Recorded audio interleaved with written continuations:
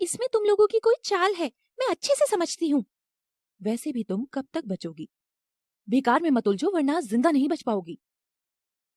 तुम्हारी इतनी हिम्मत कि मुझे चुनौती दोगी? तुम्हें अभी बताती हूँ। स्नेहा आंखें बंद करके हाथ में कोई शक्ति लेकर काव्या और कोमल के ऊपर फेंकती है।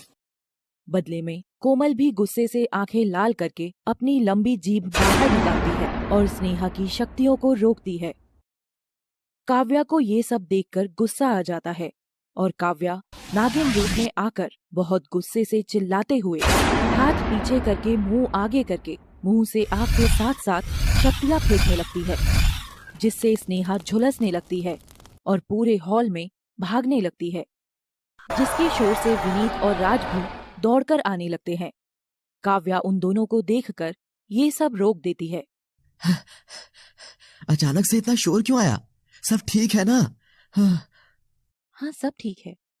अरे यार, आप क्या कर रहे थे ऐसा कि तुम्हारा शोर सुनकर हम दोनों को काम बीच में ही छोड़कर आना पड़ा? हम फुटबॉल खेल रहे थे। ओह, हमारे बिना फुटबॉल और हमको काम पर लगा दिया। इस मामले में लड़कियां बहुत तेज होती हैं और हम लड़के ठहरे बेचारे बुद्धू जो तुम्हारे इशारों पर नाचते हैं। ताथैया ताता थैया। हाँ हाँ भाई, अब चल भी ले काम पर वापस। इन तीनों को भी ले चलते हैं, वरना दोबारा खेलेंगी तो भूकंप आ जाएगा। विनीत की बात सुनकर सभी हंसने लगते हैं। कहाँ है आपका सरप्राइज? पहले आप अंदर तो आइए। काव्या के साथ सभी कमरे में आ जाते हैं। कमरा काफी बड़ा है, जिसमें सोफे के साथ एक बेड भी है। विनीत और राज ने उसमें बहुत सारे गुब्बारे लगाए हैं और एक हैप्पी बर्थडे का बड़ा सा स्टिकर है। एक तरफ खाने पीने के लिए स्नैक्स और कोल्ड ड्रिंक रखे हैं। सोफे के सामने एक मेज है जिस पर एक बड़ा सा बॉक्स रखा है। कुछ मोमबत्तियां जल रही हैं। बाहर की तरफ एक गेट है जो बालकनी में खुलता है और बालकनी से बाहर देखने पर पानी के झरने, पेड़, फूल, पक्षी दिख रहे हैं। ये सजावट किसके लिए की गई है? अभी आप आगे तो देखिए। जी हाँ, आज किसका बर्थडे है? भाभी जी, आज मेरा बर्थडे है और यही आपके लिए सरप्राइज है। बर्थडे तुम्हारा और सरप्राइज मेरे लिए? यस, मैंने मेरे जन्मदिन का खुद ही पार्टी करके सरप्राइज दिया है, क्योंकि आपको पता ही नहीं था कि मेरा जन्मदिन कब आता है। हाँ जी, बहुत अच्छा सरप्राइज है। आओ तो अब केक काटते हैं। राज, तुझे एक बार याद है जब हम छोटे थे तो तेरे जन्मदिन पर हाँ, और ये बातें मैं काव्या को जरूर बताऊंगा। अब तो जरूर जानना है, बताओ राज। नहीं भाई, ये मत बताना। और मुझे भी जानना है। अच्छा, मैं खुद ही बता देता हूँ। जब मैं और राज छोटे थे तो एक बार राज के जन्मदिन पर केक काटने से पहले ही मैंने अपने पूरे हाथ से उठाकर केक खा लिया था। सबने समझा था कि बिल्ली का हाथ है, और जब बाद में मेरे मुंह पर केक लगा देखा तो मम्मी ने मेरी बहुत पिटाई की थी। सभी बहुत तेज हंसने लगते हैं। राज की नजर स्नेहा पर जाती है और वो देखता है कि स्नेहा दूर खड़ी रह गई है। क्या बात हुई स्नेहा, तुम सबसे अलग क्यों खड़ी हो? नहीं कुछ नहीं, बस थोड़ा सा सिर में दर्द है। आ जाओ, अभी केक काट कर फिर घर चलते हैं। स्नेहा भी सोफे पर जाकर बैठ जाती है। चल विनीत, शुरू कर। विनीत हाथ में चाकू लेता है, लेकिन तभी वहाँ पर एक अजीब सा पक्षी आता है और केक में चोंच मारकर बालकनी से बाहर निकल जाता है। हद है यार, मुझसे पहले ही मेरा केक कोई और काट गया। तेरे साथ यही होता है, तुझसे सब मजाक करते हैं। राज की नजर केक पर जाती है और राज सोच में पड़ जाता है। मजाक तो ठीक है, लेकिन मेरे एक बात समझ नहीं आ रही है। क्या इस केक में चोंच एक पक्षी ने मारी और निशान 3 के हैं? काव्या, कोमल, स्नेहा और विनीत सभी केक को देखते हैं। हाँ, निशान तो 3 ही हैं। इसका मतलब है कि पक्षी 3 है या चोंच 3 है? नहीं, चोंच 3 है। ये कोई लॉजिक नहीं है। तभी पक्षी वापस आता है और केक पर बैठकर उड़ जाता है। एक पक्षी है जिसका रंग काला है और उसकी गर्दन से 3 मुंह लगे हुए हैं।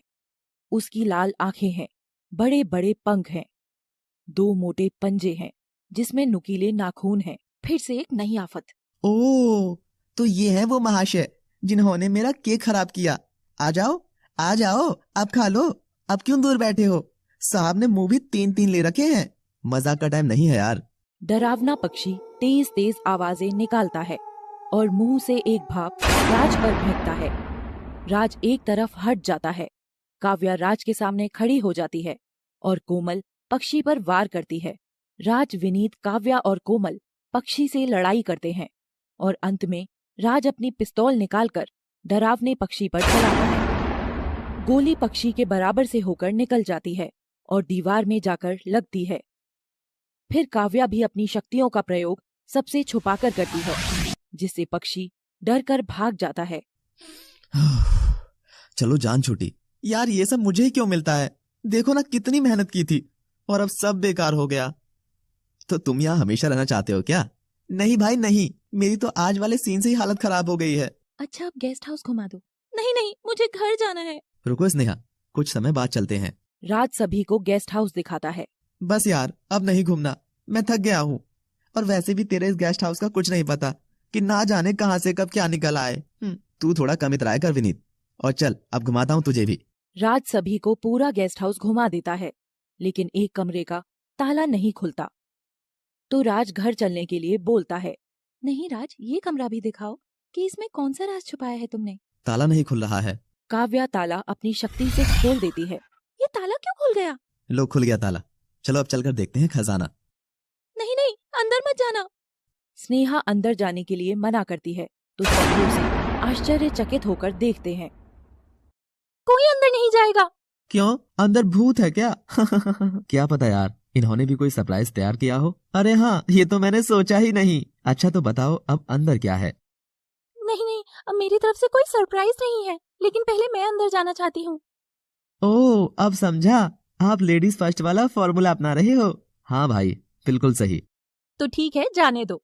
स्नेहा कमरे के अंदर जाती है और जाकर नजर इधर उधर दौड़ाती है, लेकिन उसे कहीं कुछ नहीं दिखता।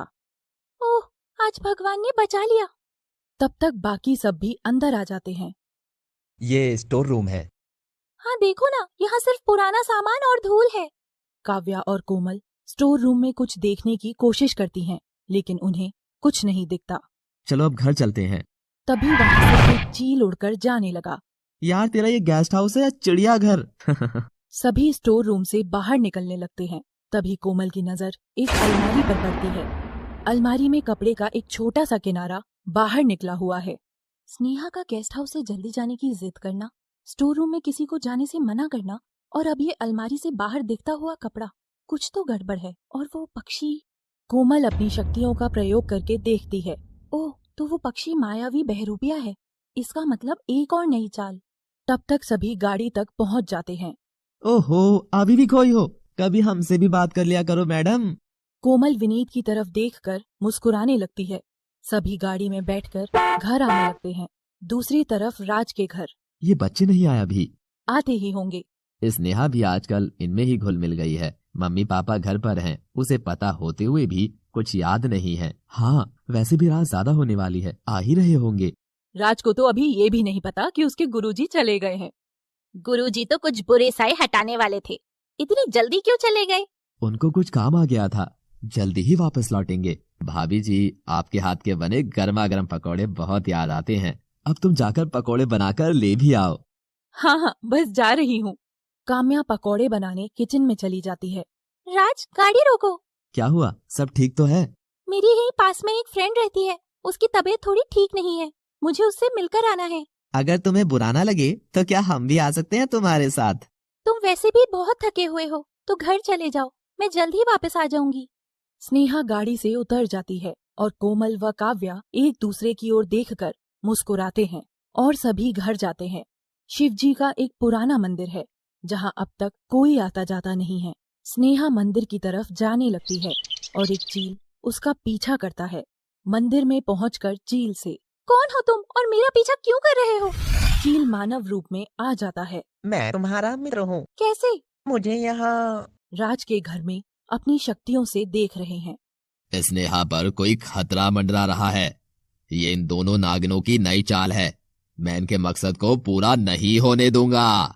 गुरुजी के रूप में काम्या से, मैं अभी अपनी गुफा में वापस लौटना चाहता हूँ। क्या हुआ गुरुदेव, मुझसे या मेरे परिवार से कोई भूल हुई है? आप सभी ने मुझे बहुत सम्मान दिया, उसका मैं आभारी हूँ। मुझे कोई जरूरी काम है इसलिए जा रहा हूँ, मैं जल्दी ही वापस लौटूंगा। ठीक है गुरुदेव। कालगुरु वहाँ से आ चुके हैं? हाँ, और उन्होंने फिर गुफा में जाकर एक हवन किया। कालगुरु गुफा में आकर हवन करते हैं और अपनी सभी शक्तियों का प्रयोग करके हवन कुंड की आग से एक इच्छाधारी चील को जन्म देते हैं। मैंने तुम्हारी उत्पत्ति के समय ही तुम्हारे अंदर हमारा मकसद और विचारों को डाल दिया था। तुम्हें सब समझ आ गया है ना? मुझे सब समझ आ गया। अब मुझे गेस्ट हाउस जाकर स्नेहा की मदद करनी है। सिर्फ गेस्ट हाउस ही नहीं, हमारे मकसद में कामयाब होने तक तुम्हें स्नेहा के साथ ही रहना होगा। ठीक है, जैसा आपकी आज्ञा। तुम वेश बदलने में सक्षम हो और तुम्हारा जन्म आग से हुआ है, तो अब कोई आग भी तुम्हें नहीं जला पाएगी। कालगुरु चील को हाथ में पकड़कर उड़ा देते हैं। अच्छा, तो केक के ऊपर तुम ही थे? सिर्फ केक के ऊपर ही नहीं, स्टोर रूम में भी मैंने ही तुम्हें बचाया। मैं समझ गई थी पहले ही। जब तुम लोग गेस्ट हाउस आए, मैंने स्टोर रूम में जाकर असली स्नेहा को बेहोश करके अलमारी में रख दिया और बाहर आकर वेश बदलकर विनीत का केक खराब कर दिया, ताकि ये लोग जल्दी वहाँ से भाग जाएं और तुम्हारा सच किसी के सामने ना आए। थैंक गॉड कि कालगुरु को ये पता चल गया और उन्होंने ये सारी योजना बनाई और तुम्हें भी मेरी मदद के लिए भेजा। अब बहुत रात हो चुकी है, मैं घर जा रही हूँ। मैं तुम्हारे आसपास ही रहूंगा। ठीक है। स्नेहा अब घर जाने लगती है। स्नेहा घर पहुँच गई और कोमल उसके लिए गेट खोलती है। दोनों एक दूसरे को घूरते हैं। कामिनी आती है। स्नेहा, तुम इतनी लापरवाह कैसे हो सकती हो? ये घर आने का समय है क्या? उसे सच में कोई काम रहा होगा। सॉरी। हम जब से आए हैं स्नेहा हमसे पहले के जैसे बात ही नहीं कर रही है। हमें भी तो बुरा लग रहा है ना ये देखकर। आप टेंशन ना लीजिए, हम सुबह बात करेंगे। सभी सोने चले जाते हैं, लेकिन आधी रात को अचानक ही कोमल की आंखें खुलती हैं और उसे बाहर बीन की आवाज आने लगती है। कोमल खुद को रोकने की बहुत कोशिश करती है, लेकिन वो फिर भी उस आवाज के पास जाने लगती है। आवाज उसके घर के पीछे से ही आ रही है। जैसे ही कोमल ने पीछे वाला गेट खोला, तभी एक बहुत तेज तूफान आने लगा। लेकिन कोमल बीन के पास पहुंच गई, जहां स्नेहा पहले से ही मोरनी मानव रूप में है। तुम्हारी कोई भी चाल मेरा कुछ नहीं बिगाड़ पाई, और देखो मेरे एक इशारे पर तुम खुद यहाँ चली आई हो। अच्छा, तो ये तुम थी, लेकिन मत भूलो कि तुम भी मेरा कुछ नहीं बिगाड़ सकती हो। दूसरी तरफ विनीत की आंख खुल जाती है। अरे यार, ये गेट किसने खुला छोड़ दिया? इतनी हवा आ रही है। विनीत भी पीछे की तरफ गेट बंद करने जाता है। तभी बालकनी से उसे कोमल दिखती है। ये कोमल इतनी रात में यहाँ क्या कर रही है? वहाँ कोमल और स्नेहा भी आपस में लड़ने लगते हैं। विनीत उनकी ओर आगे बढ़ता है। विनीत को देखकर स्नेहा और कोमल अचानक से गायब हो जाते हैं। कोमल अभी तो यही थी और अब अचानक से कहाँ गई? कहीं भूत तो नहीं? ओ मम्मी! विनीत डरकर वापस भाग कर आता है और कोमल के कमरे में जाता है। कोमल बेड पर ही सोई हुई है। यार, सच में ही कोई भूत था। ओ! विनीत सारे दरवाजे बंद करके वापस अपने कमरे में आकर सो जाता है। भगवान का शुक्र है कि विनीत आज कुछ नहीं देख पाया, लेकिन अब मुझे गेस्ट हाउस जाना होगा। कोमल रात में ही गेस्ट हाउस में जाकर स्टोर रूम में पहुंच जाती है और उसी अलमारी को जाकर खोलती है, लेकिन तभी उसे पीछे से कुछ गिरने की आवाज आती है। कोमल ने अलमारी खोली, तभी उसे कुछ गिरने की आवाज आती है। कोमल ने पीछे मुड़कर देखा तो उसे वहां एक बॉक्स दिखाई दिया जो अभी गिरा था। कोमल अनसुना करके फिर अलमारी में देखती है। ऐसा तो नहीं हो सकता कि वो सिर्फ मेरा वहम ही हो, यहाँ कुछ तो था। कोमल सोच ही रही होती है कि तभी उसे पीछे से फिर एक आवाज आती है। कोमल पीछे मुड़कर देखती है, एक चील स्नेहा को वहां से लेकर जा रहा है। रुको, इसे कहाँ लिए जाते हो? चील बाहर की ओर उड़कर जाने लगता है। तभी कोमल अपनी शक्ति से वार करती है। चील और असली स्नेहा नीचे आकर गिर जाते हैं। नीचे गिरने के कारण स्नेहा को कुछ होश आने लगता है। चील मानव रूप में आ जाता है। वापस चली जाओ नागिन। सिर्फ नागिन ही नहीं, जहरीली नागिन। कोमल क्रोध में आ जाती है, जिसके कारण उसकी आंखें नीली हो गई हैं। एक बड़ी जीभ बाहर निकल आई है। चेहरे का रंग भी नीला पड़ता जा रहा है। मुझे यहाँ से जाने दो। मेरा सामना करो। स्नेहा ये सब चुपचाप देख रही है। तुम स्नेहा को हमसे नहीं बचा सकती हो। तुम खुद को मुझसे नहीं बचा सकते हो। कोमल क्रोध में आकर अपनी जीभ को बहुत लंबा कर लेती है और चील की गर्दन पर वार करती है। चील भी बदले में कोमल की जीभ पर वार करता है, लेकिन कोमल नागिन रूप में आकर अपनी पूंछ से चील को बांधने लगती है। चील भी अपने चील रूप में आकर कोमल के ऊपर चोंच से वार करता है और कोमल को साथ ले जाना चाहता है। कोमल मुंह से आग फेंक कर उसे जलाना चाहती है, लेकिन चील पर इसका कोई असर नहीं पड़ता। कोमल के ऊपर हंसने के लिए चील वापस मानव रूप में आता है और स्नेहा पीछे से एक गमला उठाकर चील को मारती है, जिससे वो नीचे गिर जाता है और कोमल स्नेहा को लेकर घर आ जाती है। अरे, इतनी सुबह सुबह तुम दोनों कहाँ से आए हो? हम तो सुबह सुबह बाहर टहलने गए थे। बहुत बढ़िया कोमल जी, हम तो समझे कि आप अभी तक अपने कमरे से बाहर नहीं आई हो और तुम हो कि सारी ऑक्सीजन लेकर आ रही हो। हाँ जी, एक कहावत है कि जो सोता है वो खोता है। सभी हंसने लगते हैं। तभी स्नेहा की नजर सुधीर और कामिनी पर जाती है। पापा मम्मी कैसे हो आप? आज आप कितने दिन बाद मिले हो? कंट्रोल स्नेहा। सॉरी, अचानक से देखकर भावुक हो गई थी। क्या बात है स्नेहा, जब से हम आए हैं तब से ही तुम दूर दूर भाग रही थी और आज अच्छे से बात कर रही हो। अचानक से इतना परिवर्तन कैसे बेटा? स्नेहा अपनी मम्मी के गले से लिपटकर रोने लगती है।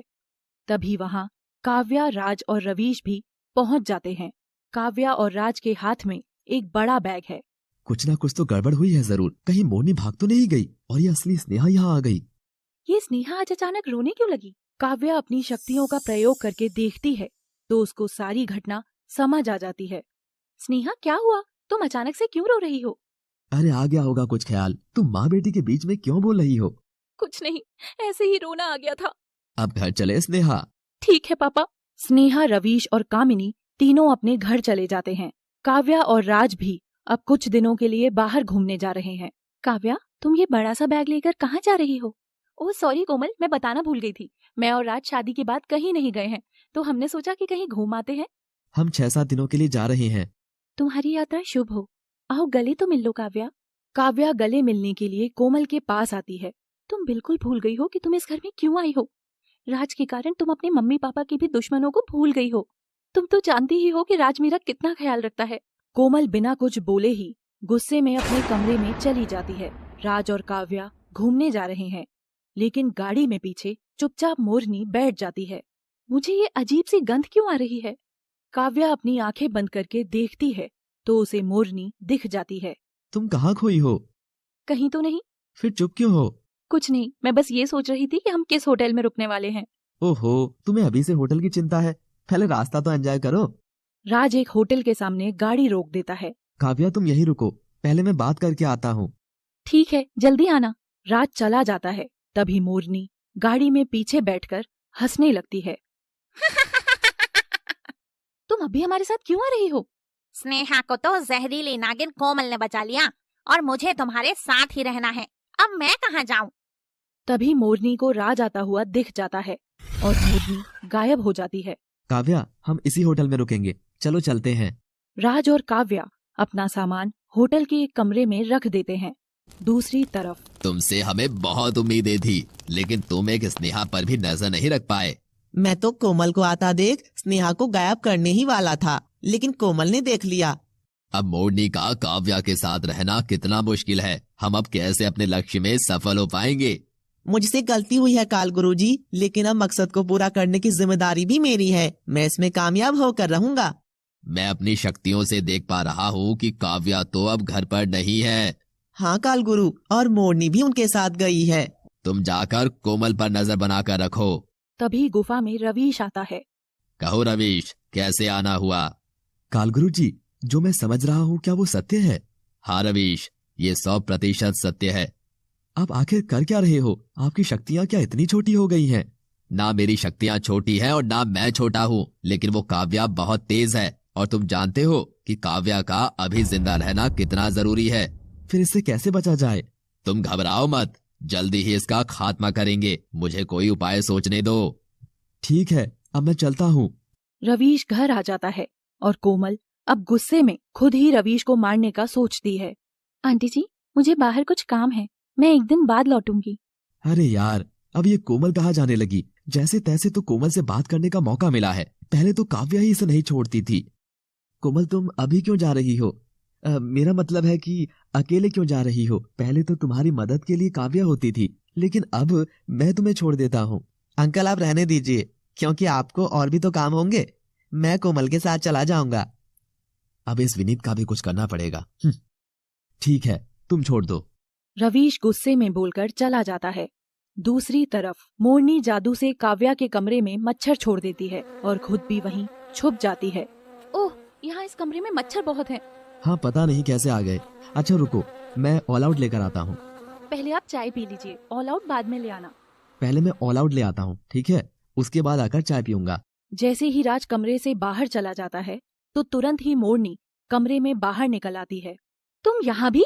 हाँ, और मैं यहीं रहूंगी। राज सिर्फ मेरा है, मैं राज को छोड़कर कहीं नहीं जाऊंगी। वो तुम्हारी इतनी केयर करता है, ये देखकर मुझे बहुत गुस्सा आ रहा है। काव्या मोरनी को एक थप्पड़ मारती है और मोरनी पास ही रखे मेज के पास जाकर गिरती है। तेरी इतनी हिम्मत! मोरनी गुस्से में गर्म चाय उठाकर काव्या के मुंह पर फेंक देती है।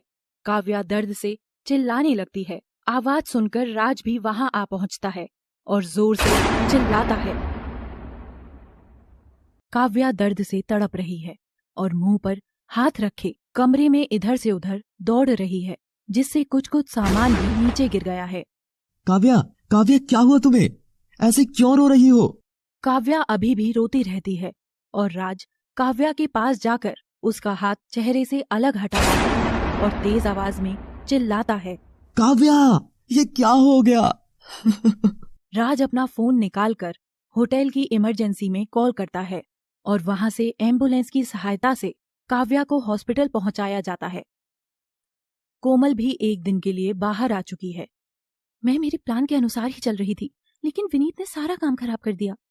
कितना अच्छा रहता ना यदि रवीश यहाँ आता और अब तक मैं काव्या के मम्मी पापा का बदला ले चुकी होती। तभी विनीत आ जाता है। कोमल, मेरे एक बात समझ नहीं आई कि तुम यहाँ क्यों आई हो। मैं कब से समझने की कोशिश कर रहा हूँ कि इस जगह तुम्हें क्या काम हो सकता है। तुम अपना ज्यादा दिमाग मत लगाओ, मैं पहले से ही परेशान हूँ। हंसते हुए अब शहर से दूर जंगल में रहोगी तो परेशान तो होना ही है। यहाँ किसका मन लगेगा? ये मेरी प्रिय जगह है और तुम ज्यादा शहरी बनकर इसकी बेइज्जती मत करो। ओह सॉरी, चलो मैं कवि बनकर इसकी तारीफ कर देता हूँ। तुम शांत नहीं रह सकते? हाँ जी, इस बड़े खूबसूरत जंगल में घूमते हुए ये खूबसूरत पक्षी, लंबे सींगों वाले ये सुंदर जंतु इस जंगल की शोभा बढ़ा रहे हैं और ये अश्व से तेज बहती हवाएं जंगल की खूबसूरती में चार चांद लगा रही हैं। वाह वाह, क्या बात है। परंतु अब अपनी वाणी को विराम भी दीजिए कविवर। विनीत और कोमल दोनों हंसने लगते हैं। राज और काव्या को एक बार फोन करके पूछ तो लो कि वो लोग अच्छे से पहुंच तो गए हैं और ठीक से तो रह रहे हैं ना? ठीक ही होंगे, क्यों फालतू में चिंता कर रही हो? मेरा दिल घबरा रहा है। ठीक है, कर रहा हूँ। रवीश कॉल करने के लिए फोन निकालता है, लेकिन राज का फोन खुद ही आ जाता है। राज का खुद ही फोन आ गया। रवीश और राज फोन पर बात करते हैं। तुम दोनों कैसे हो? मैं अच्छा हूँ, लेकिन काव्या को थोड़ी सी चोट लगी है। ये बात काम्या सुन लेती है और रवीश के हाथ से फोन लेकर राज से बात करती है। क्या हुआ काव्या को? माँ, हाँ बोलो राज, क्या हुआ काव्या को? माँ, वो काव्या के हाथ से कांच का गिलास गिर गया था और वो पैर में जा लगा। ज्यादा तो नहीं लगी? नहीं माँ, थोड़ी सी लगी है। ट्रीटमेंट मिल चुका है, जल्दी ठीक हो जाएगी। ठीक है बेटा, काव्या का ध्यान रखना। फोन कट जाता है। आज काव्या को चोट लगी है, इसके लिए मैं बहुत खुश हूँ। लेकिन चोट थोड़ी सी क्यों लगी है? ज्यादा लगनी चाहिए थी ना। रवीश मन में यही सोचते सोचते सो जाता है। हॉस्पिटल में मिस्टर राज, हमने इन्हें दवाइयां दे दी हैं, जल्दी ही आराम पड़ेगा। तब तक तुम बाहर जाकर बैठो। राज बाहर जाकर बैठ जाता है और बाहर वाली खिड़की से मोरनी काव्या के पास आ जाती है। काव्या को डॉक्टर ने नशे का इंजेक्शन दिया हुआ है। काव्या अभी भी बेहोश है। दूसरी तरफ मेरा दिल घबरा रहा है, यहाँ से अभी चलते हैं। लेकिन हुआ क्या है? तुम अचानक से इतना परेशान क्यों हो गई हो? अभी तो मुझे कुछ भी नहीं पता, लेकिन तुम घर चलो। विनीत गाड़ी चलाता है और कोमल आंखें बंद करके अपनी शक्तियों से देखती है कि काव्या पर कोई खतरा मंडरा रहा है। विनीत गाड़ी तेज चलाओ। चला तो रहा हूँ। फुल स्पीड में चलाओ। तुमको हो क्या रहा है? मैं गाड़ी का हवाई जहाज तो नहीं बना सकता ना। गाड़ी रोको। अब क्या हुआ? मैंने कहा गाड़ी रोको। विनीत गाड़ी रोक देता है और कोमल गाड़ी को हवा में उड़ाने लगती है, डर से चिल्लाते हुए। पागल हो गई हो तुम? हाँ। ये क्या कर रही हो? ऐसे गाड़ी कौन चलाता है? कोमल विनीत की बातों का जवाब नहीं देती है और गाड़ी को बहुत तेज स्पीड से लाकर घर के बाहर रोक देती है। विनीत राहत की सांस लेते हुए एक कहावत बोलता है। जान बची भैया, लाखों पाए, लौट कर बुद्धू घर को आए। गाड़ी से नीचे उतरो। तो ऐसे नखरे क्यों दिखा रही हो? वो तो आपको भी उतरना है। घर जाओ और अगर कोई मेरे बारे में पूछे तो बता देना कि मैं अपनी किसी फ्रेंड के पास ही रुक गई। वैसे तुम जा कहाँ रही हो? तुम्हें सब कुछ बताना जरूरी है क्या? ठीक है, जाओ। कोमल जल्दी से काव्या के पास पहुंच जाती है। मोरनी काव्या की ओर बढ़ ही रही होती है तो कोमल उसे पकड़कर खींच लेती है और वहां से उठाकर ले जाती है। मोरनी कोमल की पकड़ से खुद को छुड़ाने की कोशिश करती है, लेकिन कोमल ने बहुत गुस्से में मोरनी को पकड़ा हुआ है। मोरनी अपने असली रूप में आ जाती है और फिर कोमल की नागिन बन जाती है। दोनों लड़ाई करने लगते हैं। कोमल अपनी जीभ को बाहर निकालती है जो बहुत ही लंबी है। मोरनी उससे डरकर थोड़ा सा दूर भागती है और फिर कोई योजना बनाती है। मोरनी वापस मानव रूप में आकर एक बड़ा सा पत्थर उठाकर कोमल पर फेंकती है। कोमल अभी भी अपने नागिन रूप में है, इसलिए घायल हो जाती है, लेकिन हार नहीं मानती और मानव रूप में आ जाती है। अगर तुझे लगता है कि तू मुझे चोट पहुंचाकर खुद आराम से रह सकती है तो सुन, गलत है तू खड़ी नहीं हो सकती और खुद को ताकतवर समझती है। कोमल ये बात दिल पर ले लेती है और गुस्से में आकर खड़ी हो जाती है। कोमल अपने मुंह से फूंक मारने लगती है जिससे एक तूफान आ जाता है और इस तूफान में मोरनी भी कहीं उड़ जाती है। कुछ समय बाद ये तूफान रुकता है। कोमल काव्या के कमरे में जाती है। काव्या अभी भी बेहोश है और कोमल ये देखकर वापस आकर अपने कमरे में चुपचाप सो जाती है। कोमल के कमरे की पीछे वाली खिड़की पर एक चील मंडराता रहता है। कोमल के कानों में ये आवाज गई और वो जाग जाती है। कोमल जागकर चील की आवाज को ध्यान से सुन रही है। तभी चील शीशे की खिड़की को तोड़कर अंदर आ जाता है और कोमल भी बेड से खड़ी हो जाती है। तुम हमारा पीछा क्यों नहीं छोड़ रहे हो? यही सवाल तो मुझे तुमसे करना चाहिए कि तुम मोरनी और काव्या का पीछा क्यों नहीं छोड़ रही हो? मैं काव्या के साथ हमेशा रहूंगी। लेकिन बहुत जल्द मारी जाएगी। वो तो वक्त बताएगा। चील अपने चील रूप में आ जाता है और कोमल को घूरने लगता है। कोमल भी नागिन रूप में आ जाती है। चील उसे अपनी चोंच में उठाकर ले जाने की कोशिश कर रहा है, लेकिन नागिन बड़ी होती जा रही है। चील नागिन को उठा नहीं पाता। वो उसे जबरदस्ती उठाकर ले जाने की कोशिश करता है, लेकिन नागिन और चील बची हुई दूसरी शीशे की खिड़की में जाकर लगते हैं, जिसके कारण बहुत तेज आवाज करते हुए ये खिड़की भी टूट जाती है और चील कोमल को छोड़कर भाग जाता है। तुमने कुछ आवाज सुनी क्या? कुछ नहीं, तुम सो जाओ। सुबह के 6 बजे है, वैसे भी अब उठना ही है। काम्या खड़ी होकर घर के कामों में लग जाती है। वैसे आवाज के पीछे जरूर कोई कारण है और यह आवाज शायद कोमल के कमरे से आ रही थी। जाकर देखता हूँ। रवीश उठकर जाता है, लेकिन दरवाजे की घंटी बजती है। गेट खोलकर देखना कि दरवाजे पर कौन है। कहीं आज इतनी जल्दी सुबह दूध वाला तो नहीं आ गया? आज दूध देने वाले को भी इतनी सुबह ही आना था। रवीश जाकर गेट खोलता है, लेकिन गेट पर राज है। राज, बेटा तुम इतनी सुबह सुबह कैसे आ गए? आवाज सुनकर काम्या भी बाहर आ जाती है। राज, तुम तो कुछ दिन बाद आने वाले थे, और काव्या कहाँ है?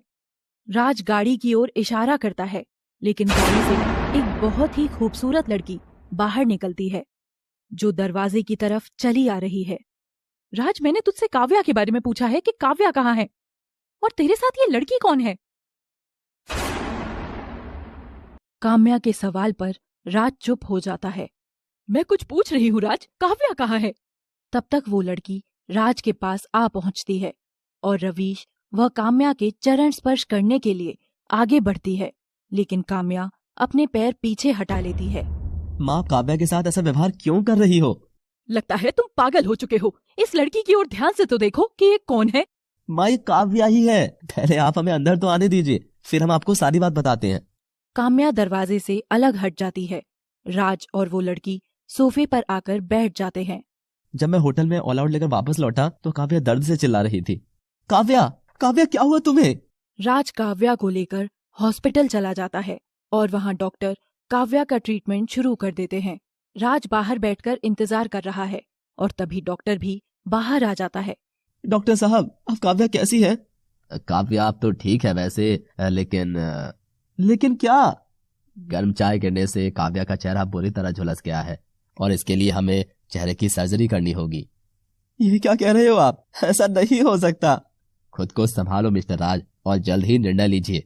आप सर्जरी कर दीजिए डॉक्टर साहब, मुझे सिर्फ मेरी काव्या ठीक चाहिए और कुछ नहीं। डॉक्टर चला जाता है। काम्या काव्या को गले से लगा लेती है। मयूरी कालगुरु के पास जाती है। कालगुरु जी, मैं उस कोमल से बहुत परेशान हो गई हूँ। कुछ कीजिए, मेरी शक्तियाँ कमजोर पड़ती जा रही हैं। तुम्हारे पास पर्याप्त शक्तियां हैं, लेकिन अगर तुम्हें ऐसा लगता है कि तुम कमजोर हो तो मैं तुमको और शक्तियां दिए देता हूँ। और अब तुम काव्या की शक्ति नष्ट करने से पहले उस कोमल को ही रास्ते से हटा दो। ठीक है कालगुरु जी, मैं अब कोमल को मार कर ही वापस लौटूंगी। मयूरी कालगुरु से शक्तियाँ लेकर आ जाती है राज के घर। कोई बात नहीं काव्या, तुम ज्यादा परेशान मत होना। कभी कभी हमें भी पता नहीं होता है कि अगले ही पल क्या होने वाला है और दुर्घटना हमारा इंतजार कर रही होती है। काव्या, तुम्हारे चेहरे पर ये चाय गिरी कैसे? हाँ, ये बात तो मैं भी पूछना भूल गया। चाय तो मेज पर रखी थी, फिर वो तुम्हारे चेहरे पर कैसे पहुँची? काव्या कुछ बोलती उससे पहले ही रवीश बोल पड़ता है। हाँ, हो सकता है कि काव्या फिसल कर गिर गई हो। हाँ, मैं फिसलकर मेज से टकराई और नीचे गिर गई और ऊपर से चाय का कप मेरे चेहरे पर गिर गया। तभी तो मैं हमेशा कहती हूँ कि देख कर चला करो। तभी वहाँ कोमल आ जाती है और राज कोमल को भी सब बताता है, लेकिन कोमल पहले से ही ये जानती है।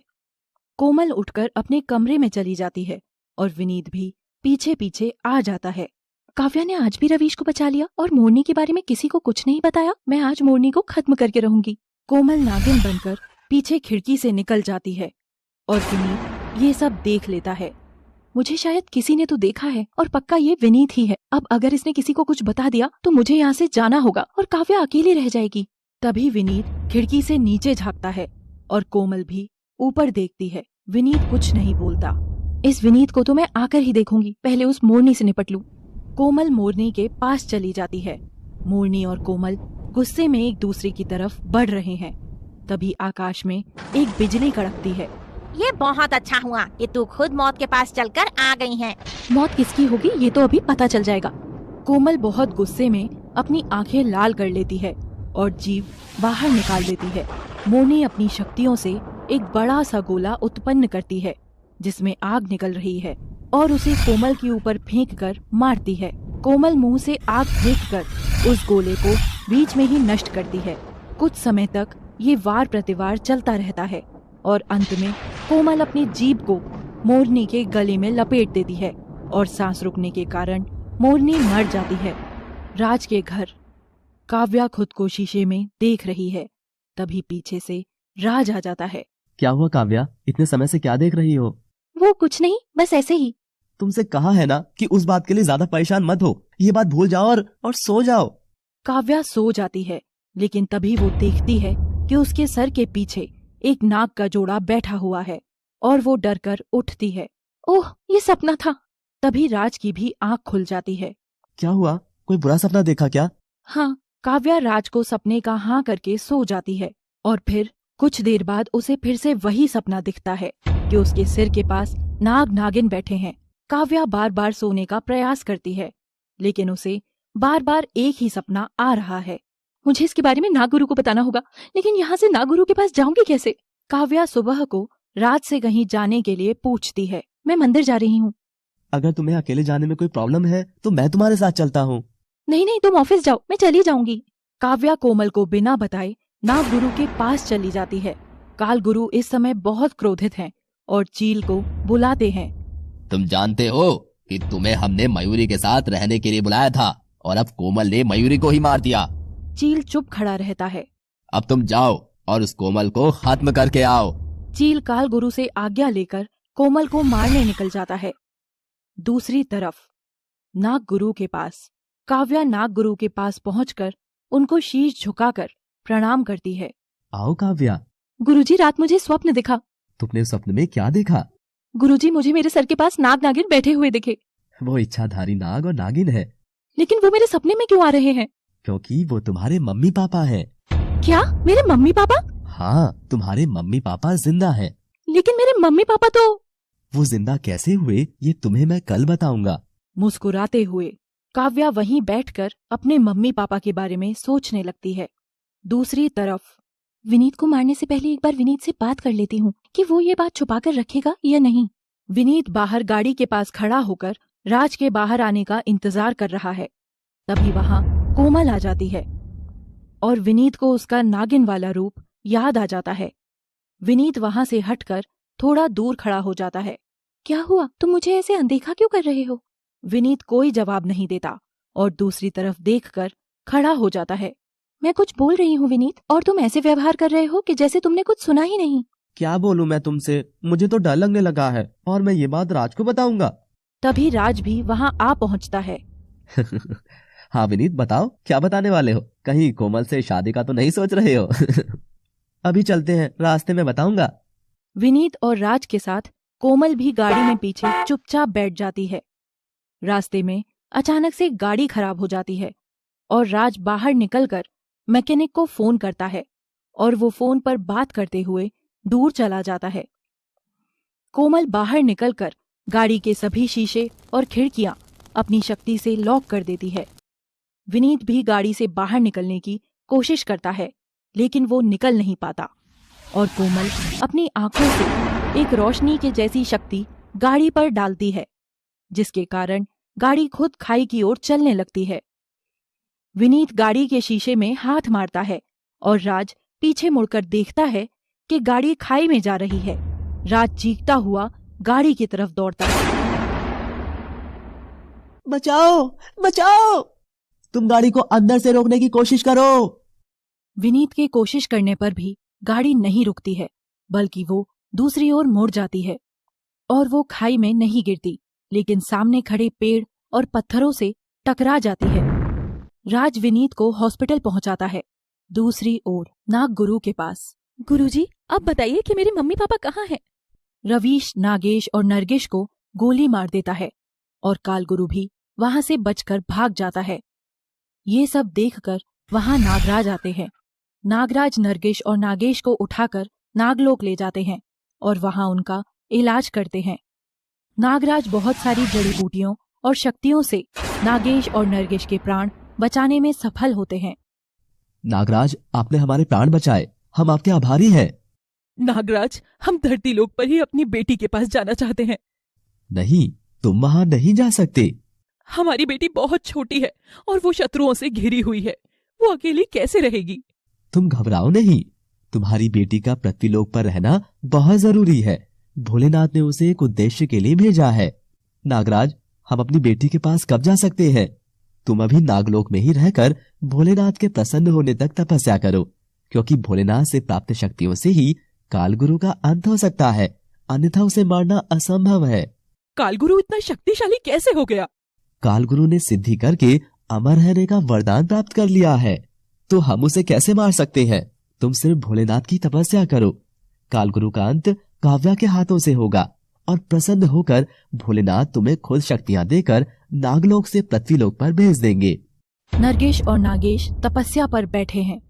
गुरुजी, मुझे आज ही नागलोक जाना है। इतना आसान नहीं है काव्या, और ना ही कोई सीधा रास्ता है जहां हम चलकर चले जाएं। मैं उन तक कैसे पहुंचूंगी? हमें इसके लिए नागराज की पूजा करके उनको प्रसन्न करना होगा और नागराज खुद उनको हम तक लेकर आएंगे। मेरे मम्मी पापा को अपने पास बुलाने के लिए मुझे जितना भी तप करना होगा मैं करूंगी। ठीक है काव्या, इस पूजा में मैं भी तुम्हारे साथ रहूंगा। काव्या और नागगुरु पूजा पर बैठ जाते हैं। राज घर पर सबको फोन कर देता है और सभी हॉस्पिटल पहुंच जाते हैं। विनीत को अब इतने लोगों के सामने कैसे मारा जा सकता है? क्या करूं मैं ऐसा? विनीत कैसा है अब? विनीत ठीक है अब, आप जाकर उससे मिल लीजिए। राज, रवीश और काम्या विनीत के पास जाने लगते हैं और कोमल पीछे खड़ी रह जाती है। कोमल, तुम भी साथ आ जाओ। हाँ, आ रही हूँ। सभी विनीत के पास पहुंच जाते हैं। अब कैसे हो विनीत, और ये एक्सीडेंट कैसे हुआ? गाड़ी खुद से ही कैसे चल गई? अंकल, मुझे कुछ भी सही से याद नहीं आ रहा। कोमल मन में मुस्कुराती है। चलो, अच्छा हुआ कि पहले ही भूल गया सब कुछ, अब मारने की जरूरत नहीं है। विनीत, तुझे कुछ भी याद नहीं है? नहीं, ज्यादा कुछ याद नहीं है। कोई आखिरी बात बताओ जो तुम्हें याद हो। घर पर जब गुरुजी पूजा कर रहे थे, मुझे सिर्फ वही याद है। उसके बाद तो मैं हॉस्पिटल में ही हूँ। जाओ तुम डॉक्टर को बुला लाओ। डॉक्टर आता है। राज डॉक्टर को विनीत की स्थिति के बारे में बताता है। दिमाग पर चोट लगने की वजह से विनीत की कुछ मेमोरी डिलीट हो गई है और अब इसे वापस नहीं लाया जा सकता। सभी विनीत को लेकर घर आ रहे होते हैं। आंटी जी, मुझे रास्ते में कुछ काम है, मैं जल्द ही निपटाकर वापस आती हूँ। कोमल रास्ते में रुक जाती है और सभी विनीत को लेकर घर आ जाते हैं। चील भी कोमल को मारने रास्ते में आ रहा होता है और नागिन रूप में आकर कोमल भी जा रही होती है। चील कोमल के ऊपर मंडराने लगता है और मौका पाकर चील नागिन को चोट से उठाने की कोशिश करता है, लेकिन कोमल तुरंत मानव रूप में आ जाती है और चील भी आ जाता है। कोमल और चील के बीच कुछ समय तक लड़ाई चलती है और फिर अंत में कोमल चील को मार देती है। काव्या नहीं आई अभी तक? हाँ, सुबह से गई हुई है। हाँ, मंदिर ही तो गई थी। तुझे सब याद आ गया? पता नहीं, बस खुद ही मन में आया तो। चल तुझे तेरे कमरे में छोड़ आता हूँ। काव्या और नागगुरु पूजा कर रहे हैं। प्रसन्न होकर नागराज आते हैं और एक तेज प्रकाश काव्या के सिर पर डालते हैं। नागराज काव्या को आवाज देते हैं और वो आंखें खोलकर देखती है। प्रणाम नागराज। मैं तुम्हारी तपस्या से प्रसन्न होकर तुम्हारे मम्मी पापा को ले आया हूँ। काव्या उठकर जाती है और नरगिस और नागेश से गले लग जाती है। नरगिस, नागेश और काव्या की आंखों से खुशी के आंसू बह रहे हैं।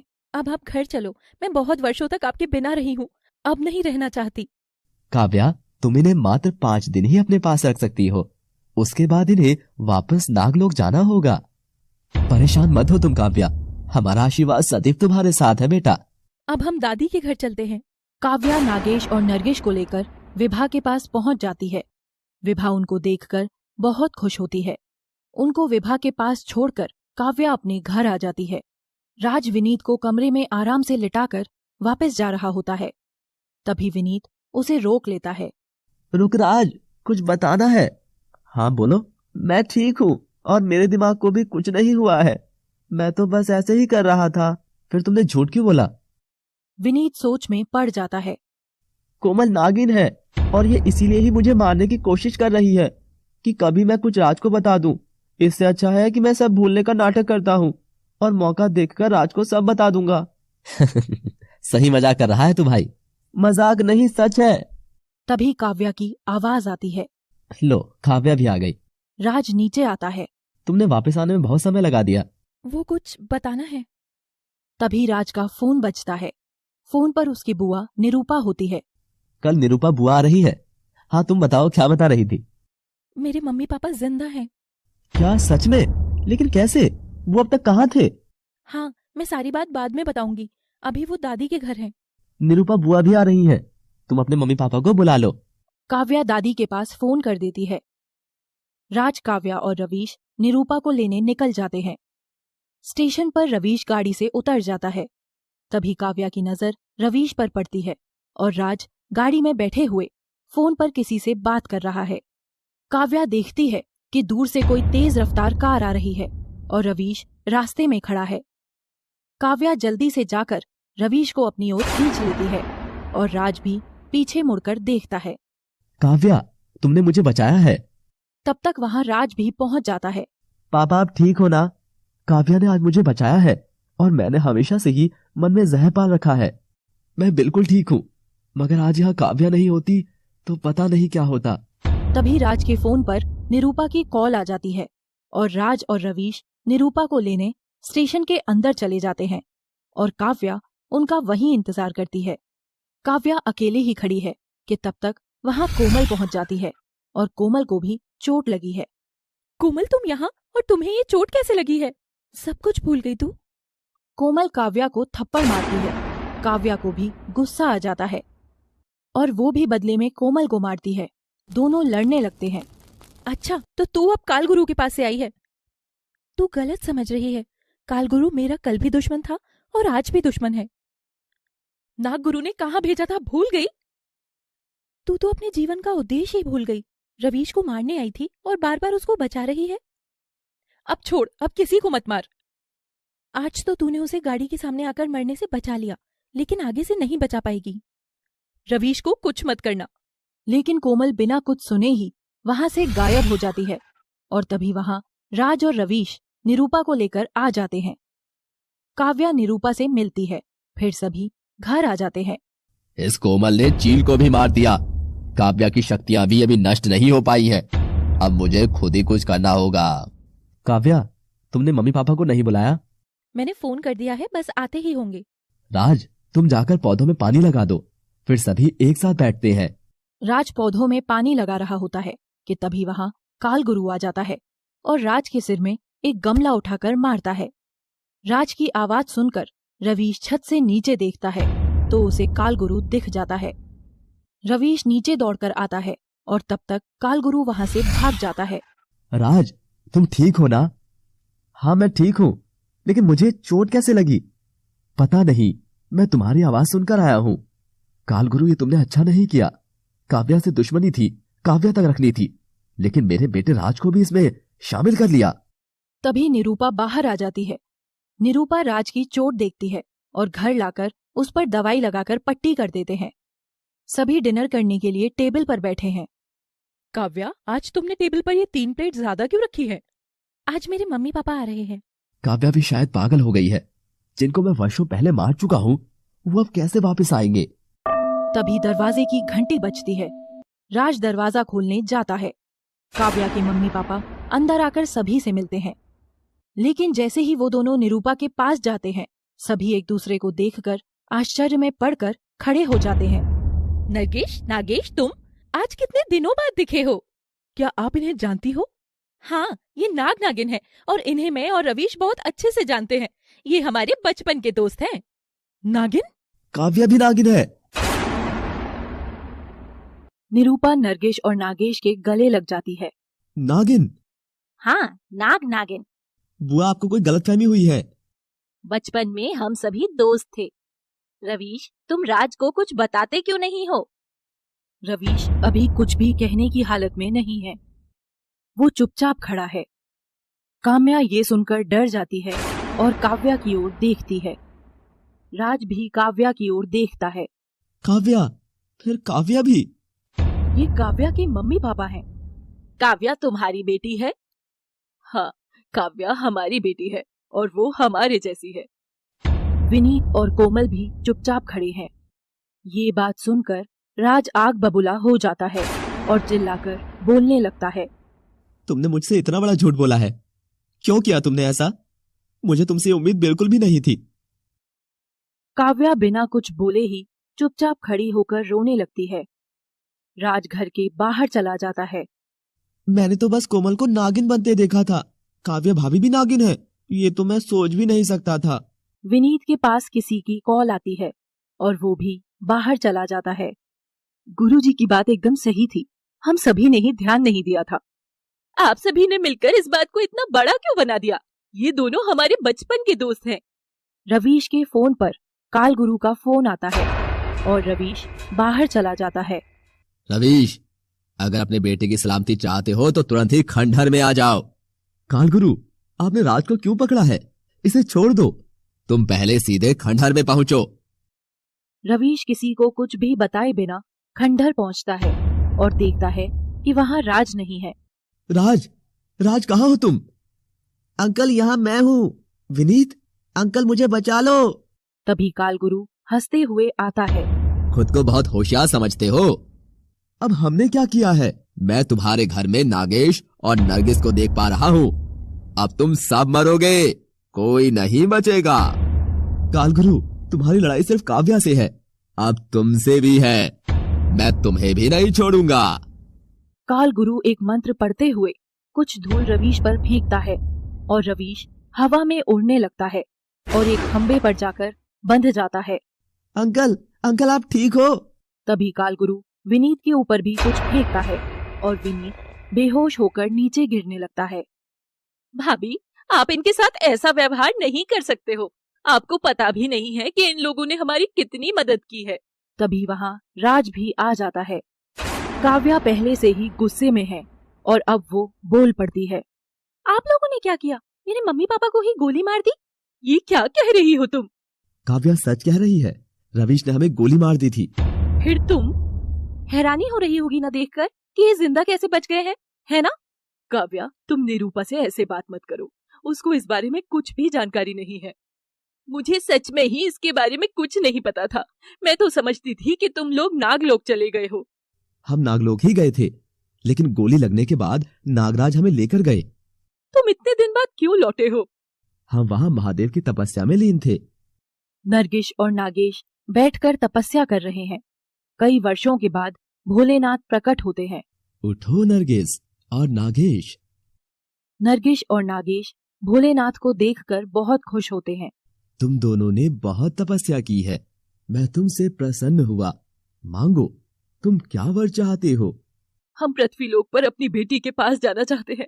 वो वहाँ दुश्मनों से घिरी हुई है।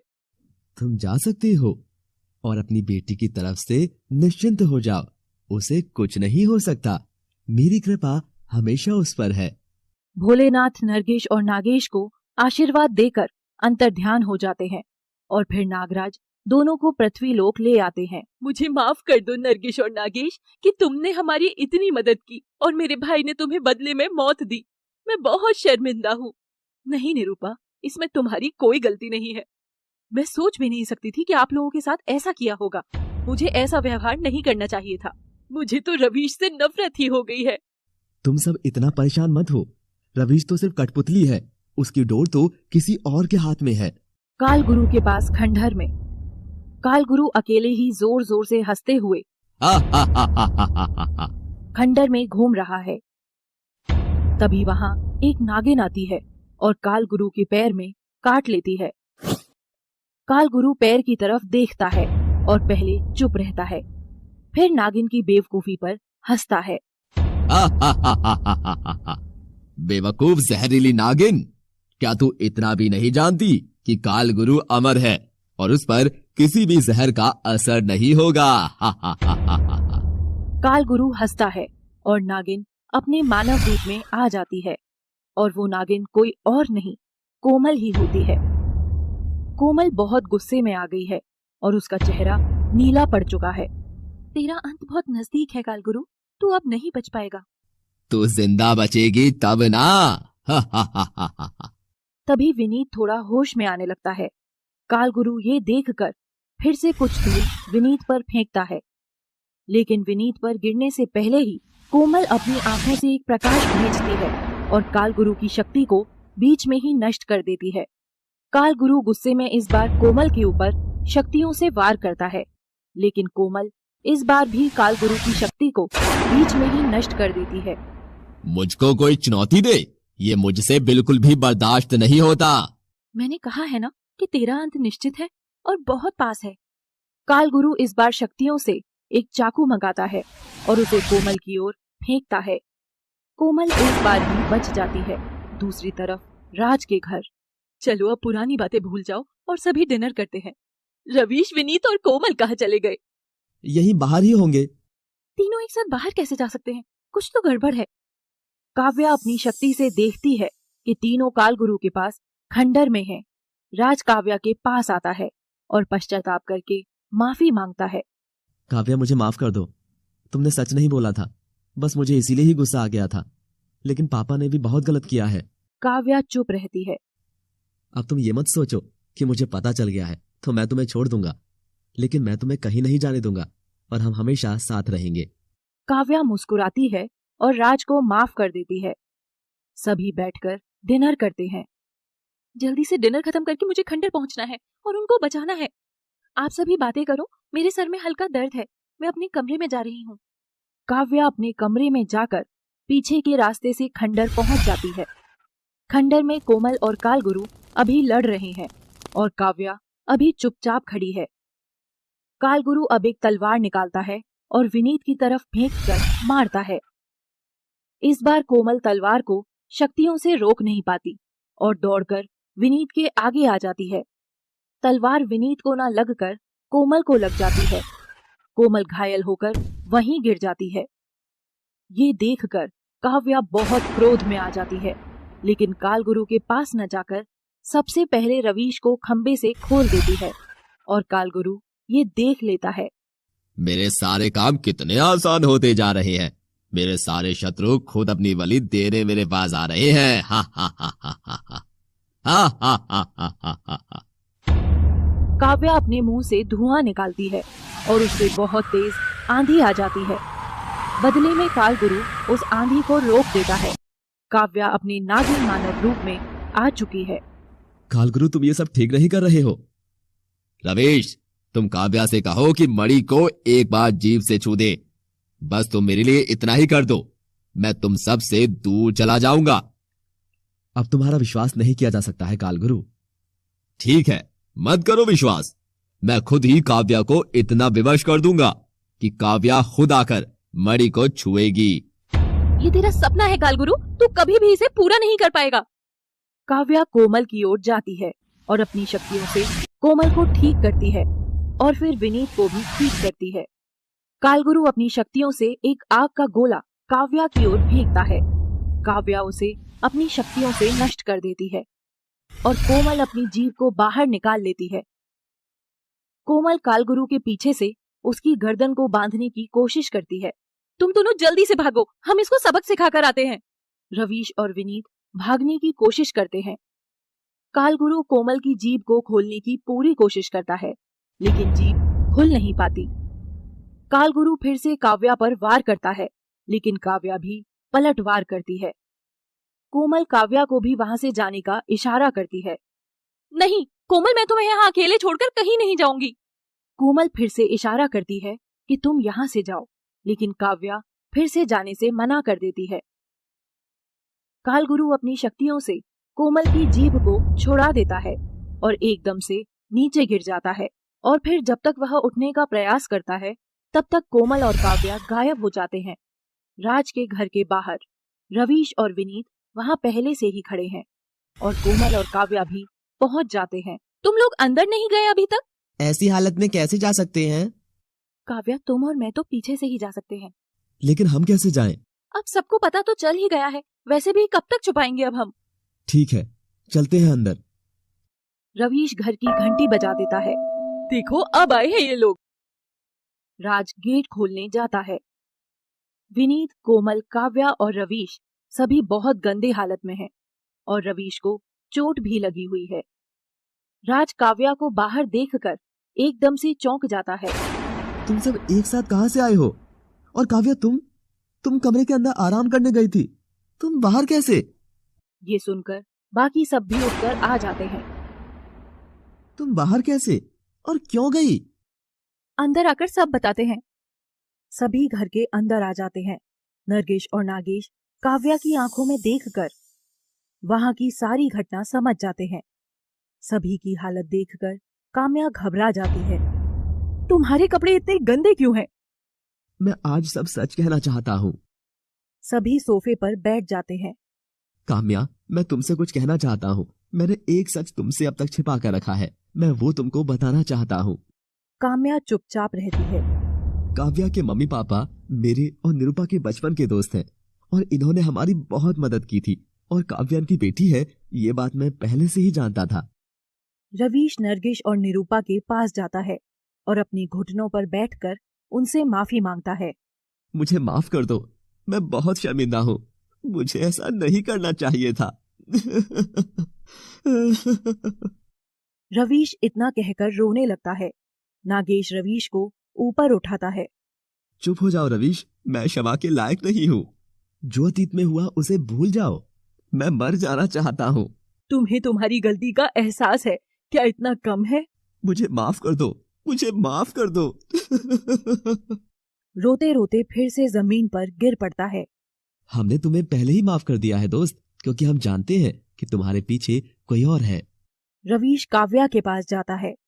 काव्या, मैंने तुम्हें अनाथ बना दिया और हमेशा ही तुम्हें मारने की कोशिश करता रहा। मैं सबसे बड़ा अपराधी तो तुम्हारा हूँ, मुझे माफ कर दो काव्या। मैंने अपने इन्हीं हाथों से तुम्हारे मम्मी पापा को गोली मारी थी। रवीश को ऐसे पश्चाताप करते हुए देखकर काव्या की आंखों में भी आंसू आ जाते हैं। राज ये सब बातें सुनकर दंग रह जाता है। पापा, आपकी ऐसी क्या मजबूरी थी जो आपको ये करना पड़ा? मैं एक तांत्रिक के चक्कर में आ गया था और मैंने इतना बड़ा पाप कर दिया। तांत्रिक? हाँ काम्या, एक दुष्ट तांत्रिक। रवीश पूजा करने मंदिर जा रहा है। तभी सामने से काल गुरु आता है। कहाँ जा रहे हो रवीश? मैं मंदिर जा रहा हूँ। भगवान तुम्हें क्या दे सकते हैं? मन की शांति और बिजनेस में तरक्की। परंतु मैं अचानक से शक्तिशाली होने का एक रहस्य जानता हूँ। ऐसा कैसे हो सकता है? तुम्हारे दोस्त है ना, नरगिस और नागेश, वो इच्छाधारी नाग नागिन है। उनके पास एक मणि है और अगर तुम वो मणि लेकर आओ तो मुझे अमरत्व प्राप्त हो जाएगा और तुम्हारी सभी इच्छाएं पूरी हो जाएंगी। लेकिन वो हमें मणि क्यों देंगे? इतनी आसानी से नहीं देंगे, उसके लिए उनकी जान लेनी होगी। ये क्या कह रहे हैं आप? मैं कभी अपने दोस्तों के साथ ऐसा नहीं कर सकता।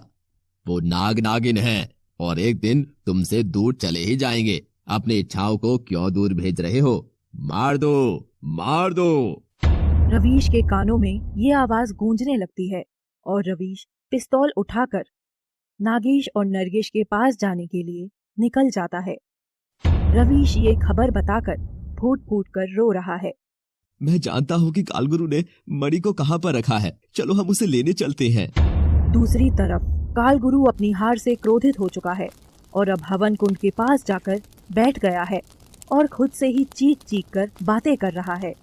सब मरेंगे, सब मरेंगे। अब तक मैंने मणि के लिए सबको जिंदा रखा था, लेकिन अब मैं सबको मार दूंगा, सबको। तेज तेज बोलते हुए हवन कुंड में घी डालता है। राज के घर। आज उसी कालगुरु ने मुझे और विनीत को किडनैप कर लिया था। काव्या और कोमल हमें बचाने वहां पहुंचे। मैं इस कालगुरु को नहीं छोड़ूंगा। राज बाहर जाने लगता है। सभी राज को आवाज लगा रहे हैं, लेकिन राज नहीं रुकता और फिर पूरा परिवार राज के पीछे पीछे चलने लगता है और कालगुरु की गुफा में पहुंच जाते हैं। मौत के मुंह में खुद ही आ गए। मौत तो तेरी आई है दुष्ट तांत्रिक, आज तुझे नहीं छोड़ूंगा। कालगुरु खड़ा हो जाता है। राज कालगुरु के हवन कुंड में लात मार देता है और हवन कुंड की ज्वलित सामग्री कालगुरु के ऊपर जाकर गिरती है। कालगुरु जलने लगता है। अच्छा हुआ कि भगवान ने दुष्ट का विनाश कर दिया। अभी नहीं मरा है ये, इतनी आसानी से मरने वाला नहीं है, लेकिन मरेगा जरूर। कालगुरु आग में जल रहा है, लेकिन हंस रहा है क्योंकि आग उसको जला नहीं पा रही है और उस पर इसका कोई असर नहीं पड़ रहा है। कालगुरु अपने सिर से पैर तक अपने हाथ को लाता है और सारी आग को अपनी मुट्ठी में बंद करके एक बॉक्स में रख देता है। सब ये देखकर एकदम भौचक्के रह जाते हैं। काव्या उस एक बॉक्स में रखी हुई आग में फूंक मारती है और वो आग वापस जाकर कालगुरु से चिपक जाती है। कालगुरु आग को इस बार भी नष्ट कर देता है। मेरा तुम कुछ नहीं बिगाड़ सकते। हा हा हा हा हा हा। काव्या, इस दुष्ट कालगुरु का अंत तुम्हें ही करना है। हा हा हा हा हा। तुम सबका अंत मेरे हाथों लिखा है। रवीश चुपके से उस मणि के पास जाने की कोशिश करता है, लेकिन कालगुरु की शक्तियाँ रवीश को जमीन पर घसीटते हुए वापस ले आती हैं। मुझसे विश्वासघात। वो तो तूने भी किया है कालगुरु। काव्या कालगुरु पर वार करती है और कालगुरु भी प्रतिवार करता है। दोनों लड़ते लड़ते गुफा के बाहर आ जाते हैं। बाकी सभी लोग भी उनके साथ बाहर आ जाते हैं, लेकिन विनीत और कोमल गुफा में ही रह जाते हैं। विनीत प्यार भरी नजरों से कोमल की तरफ देखता है। कोमल कुछ बोलना चाहती है, लेकिन विनीत बीच में ही रोक देता है। रहने दो, कुछ मत बोलो, मैं तुमसे गुस्सा नहीं हूँ। कोमल सिर्फ मुस्कुराती है कि तभी कालगुरु वापस गुफा में जाता है और विनीत और कोमल बाहर आकर देखते हैं कि सभी बाहर खड़े हैं और कालगुरु लड़ाई छोड़कर अचानक से गुफा में चला गया है। कालगुरु वापस गुफा में क्यों भाग गया? कोई कुछ नहीं बोलता, लेकिन उससे पहले ही एक आवाज आती है। एक मुस्कुराते हुए साधु आकर खड़े हो जाते हैं, जो निश्चित ही नाग गुरु हैं। काव्या उन्हें देखकर बहुत खुश हो जाती है और नागेश, नरगिस और काव्या तीनों नाग गुरु को प्रणाम करते हैं। काव्या, आज तुम्हारे पास आखिरी मौका है, फिर शायद तुम्हें ये मौका दोबारा नहीं मिलेगा। तभी एक और शक्ति की आहट होती है और वो नागराज होते हैं। नाग गुरु सहित सभी उनको प्रणाम करते हैं। नाग गुरु सही कह रहे हैं काव्या, इस दुष्ट को खत्म करने का ये आखिरी मौका है और समस्त ब्रह्मांड इसका साक्षी बनेगा। इसका अंत तुम्हारे हाथों ही लिखा है और हम सब सिर्फ खड़े होकर इसका अंत देखेंगे। तभी हवा में एक सुगंध फैल जाती है और सबका मन और चेहरे खिलखिलाने लगते हैं। आसमान में भोलेनाथ प्रकट होते हैं। काव्या, सबने तुमसे सही कहा है, इसका अंत आज ही करना है, परंतु कालगुरु की सिद्धियों से प्रसन्न होकर मैंने ही उसे अमर होने का वरदान दिया था। फिर कालगुरु का अंत कैसे संभव है? कालगुरु के प्राण उसकी नाभि में है और ये त्रिशूल तुम अपने पास रखो। इसे तुम कालगुरु की नाभि में मार देना और कालगुरु का अंत हो जाएगा। तथास्तु। नागगुरु, नागराज और भोलेनाथ ऐसा कहकर अंतर्ध्यान हो गए। तभी कालगुरु वापस बाहर आता है। उसके हाथ में एक भाला है जिसे उसने आग में तपाया है। आज इस भाले से तेरी आंखें बाहर निकाल लूंगा नागिन। और मैं तेरे प्राण बाहर निकाल लूंगी। कालगुरु अपना भाला काव्या पर फेंकता है। काव्या उसे बीच रास्ते में ही नष्ट कर देती है और भोलेनाथ के द्वारा दिया गया त्रिशूल कालगुरु को मार देती है, जो कालगुरु की नाभि में जाकर लगता है। कालगुरु दर्द से करहाते हुए छटपटाकर वहीं गिर जाता है। कालगुरु की मृत्यु के बाद वातावरण में आनंद ही आनंद घुल गया। सभी पक्षी गा रहे हैं, फूल खुशी से झूम रहे हैं। कालगुरु के अंत के बाद नागराज वापस आते हैं। अब तो मणि लेकर वापस नागलोक चलो। रवीश गुफा में जाकर मणि उठा लाता है और काव्या उसे अपनी जीभ से छू देती है। मणि सक्रिय हो जाती है।